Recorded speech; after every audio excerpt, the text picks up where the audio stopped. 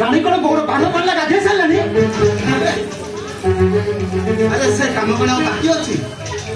ସେ ସବୁ ସରିଗଲାଣି। ଆଉ କାଲି ଯୋଉ ଗୋଳ ପାଟ ଆମେ ଦି ଜଣ ଯାଇ ଆଣିଥିଲେ ସେଇଟା ତ ଭାଉଜ ମନକୁ ପାଇଲାନି। ସେଇଥିପାଇଁ ତୋ ସାଙ୍ଗ ସୁରତ ଯାଇଛି ଏଟା ଚେଞ୍ଜ କରି ନେଇ ଆସିବ। ନେଇ ଆସିବ କଣ ହୁଏତ ପହଞ୍ଚି ଯାଇପାରେ। ପହଞ୍ଚି ଯିବିନି, ମୁଁ ପହଞ୍ଚି ଯାଇଛି। ଆପଣ ଗାଁ ଦାଣ୍ଡରେ ବରଯାତ୍ରୀ ମାନଙ୍କର ଭିଡ଼ ହେଇଥିବ, ସେଇଥିପାଇଁ ଭାଇ ଗାଁ ପଛପଟ ରାସ୍ତା ଦେଇ ଚାଲି ଆସିଲି। ଠିକ ଭାଉଜ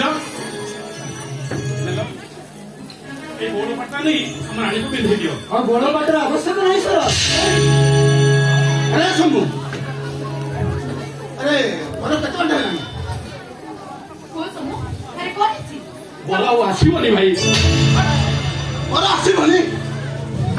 ତମେ ତମେ କଣ କରିବାକୁ ଚାହୁଁଛ?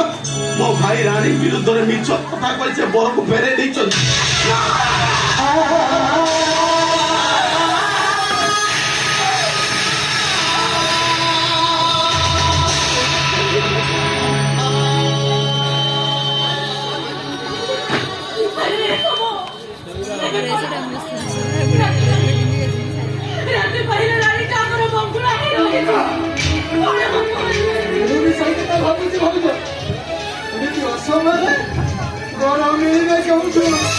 আরে বড় মিলবে নিয়ম মিলি যাইছি।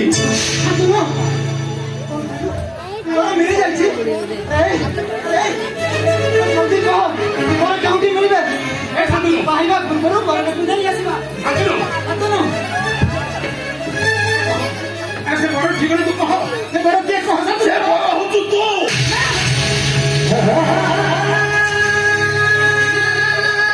ଆରେ ତୁ କଣ କହିଲୁ? ଏଇ ଏମିତି କଣ କହି ଯାଉଛୁ? ଆରେ ରାଣୀକୁ ମୁଁ ଛୋଟବେଳୁ ଭଉଣୀ ରୂପେ ଦେଖି ଆସୁଛି।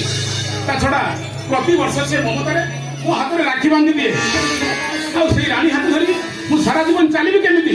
ତୁ ଏକଥା କହିପାରିବୁ କେମିତି ଶାନ୍ତନୁ? আরে পরিস্থিতি মଣିষর পরিচয় বদলাই নেই যাইলে তু।